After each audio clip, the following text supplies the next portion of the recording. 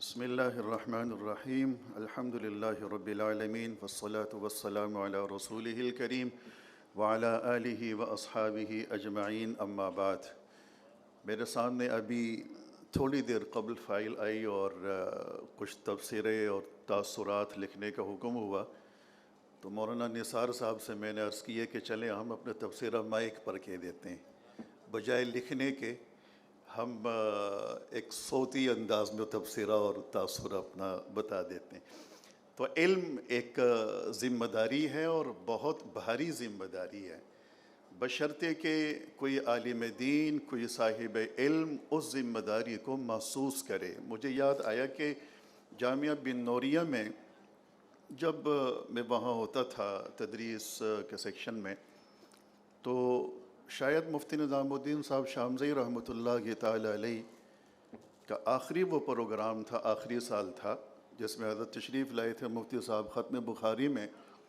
تو انہوں نے فضلاء سے ایک واقعہ شیئر فرمایا، بتایا، فرمانے لگے کہ امام ابو حنیفہ رحمۃ اللہ تعالی علیہ راستے میں جا رہے تھے اور کیچڑ تھی، اور ایک بچہ جو اس کیچڑ میں بڑی تیزی کے ساتھ جا رہا تھا، تو حضرت امام صاحب نے ان سے فرمایا، نصیحت فرمائی کہ بیٹا آہستہ چلو، گر جاؤ گے، تمہیں چوٹ لگے گی، تمہارے کپڑے گندے ہو جائیں گے، خراب ہو جائیں گے۔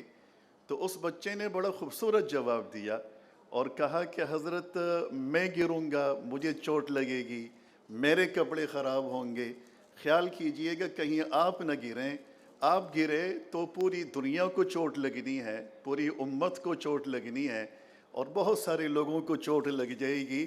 یہاں گرنا ہے صرف کپڑے خراب ہونے ہیں، آپ گرے تو لوگوں کے نظریے، لوگوں کے عقیدے تباہ ہو جائیں گے۔ تو علم ایک بہت بڑی ذمہ داری ہے۔ پھر ہم نے ایک دفعہ امام محمد رحمۃ اللہ تعالی علیہ کے حوالے سے کسی جگہ پڑھا کہ امام صاحب حقیقت میں امام ابو حنیفہ کے جانشین تھے، وہ صحیح معنوں میں جانشین تھے، کہ جب ان کو آفر ہوئی چیف جسٹس بننے کی تو اپنی درخواست سامنے رکھی خلیفہ وقت کے سامنے کہ چیف جسٹس بنا لو، کچھ بھی بنا لو، لیکن مجھے یہ لکھ کر دو، میری شرط یہ ہوگی اس میں کہ میرا جو حلقہ درس ہے وہ ختم نہیں ہوگا، میں نے مستقل اس کو ٹائم دینا ہے، مستقل اس کو وقت دینا ہے، کیونکہ وہ اس ذمہ داری کو محسوس فرماتے تھے۔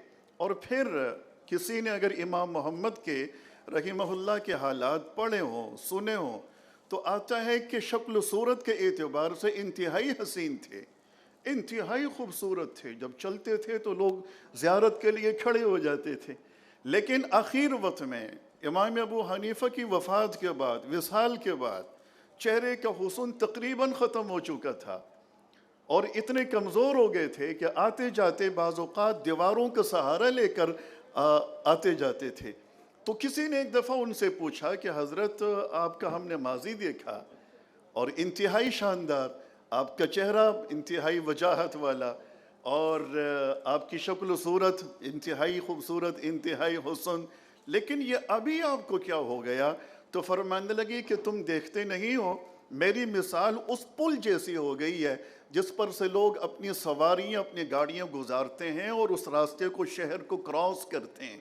فرمایا کہ میرا بدن، میری گردن، میں محسوس کرتا ہوں کہ میری مثال اس پل جیسی ہے، مجھ پر لوگوں کی ذمہ داری یہ ہے، سوچ سوچ کے، فکر مند ہو کر میری یہ حالت ہو گئی ہے۔ تو شیخ اظہر اقبال صاحب دامت برکاتہم انتہائی قابل مبارکباد ہیں، جنہوں نے سوسائٹی میں، سماج میں ایک بہت بڑے گیپ کو پور کیا ہے۔ یہ گیپ تھا، علم کسی کی جاگیر تو نہیں ہے۔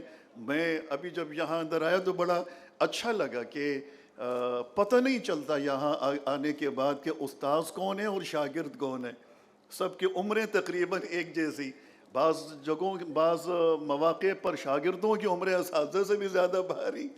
تو یہ ایک گیپ تھا کہ علم دین اس گریجویٹ طبقے تک پہنچایا جائے، ڈاکٹروں تک پہنچایا جائے، انجینئروں تک پہنچایا جائے۔ دو چار کارگزاریاں یہاں کھڑے کھڑے ہمیں سنائی گئیں، اور اس میں وہ سننے کے بعد کافی لطف آیا، کافی مزہ آیا کہ الحمدللہ علم دین ان گھروں تک پہنچ چکا ہے جہاں پہنچانا کہیں کسی زمانے میں ہمارا خواب ہوا کرتا تھا۔ اللہ سبحانہ و تعالیٰ نے وہاں تک یہ چیزیں پہنچا دی ہیں۔ اور آج آپ دیکھیے نا کہ عالم کفر مغرب کتنا فعال اور متحرک ہے۔ وہ جو چیز ہمیں دکھانا چاہتا ہے، وہ ہماری کرسی، ہمارے دسترخوان، ہماری ٹیبل، ہمارے بیڈ تک وہ چیز پہنچ جاتی ہے۔ پہنچتی ہے نہیں پہنچتی؟ پہنچتی ہے۔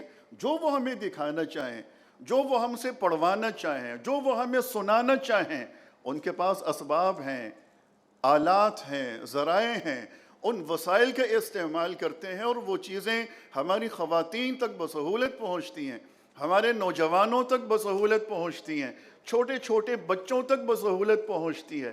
لہٰذا دین کا پیغام انہی کے مقابلے میں گھر گھر پہنچنا چاہیے، ہر کرسی تک پہنچنا چاہیے، بیڈ تک پہنچنا چاہیے، ہر کمرے تک یہ آواز، یہ صدا پہنچنی چاہیے۔ بہت اچھا لگتا ہے، بڑا خوبصورت ایک پروگرام ہوتا ہے، مجھے بارہا اس میں آنے کی دعوت ملی، لیکن میری نالائقی، کوتاہی، کمزوری کے میں حاضر نہیں ہو سکا۔ آج حاضر ہوا، بہت مزہ آیا، بہت خوبصورت پروگرام۔ دل سے ایک دعا ہے کہ اللہ کریم مزید خلوص نصیب فرمائے، ترقی نصیب فرمائے، کامیابی نصیب فرمائے، کہ ہر طبقے کے لوگوں تک دین کا پیغام پہنچ رہا ہے، علم دین کا پیغام پہنچ رہا ہے۔ اللہ کریم سب کی کاوشوں کو قبول فرمائے۔ مجھے دعوت دی، شفقت فرمائی، مشکور ہوں۔ اللہ کریم آپ سب کو جزائے خیر نصیب فرمائے۔ وما علینا الا البلاغ۔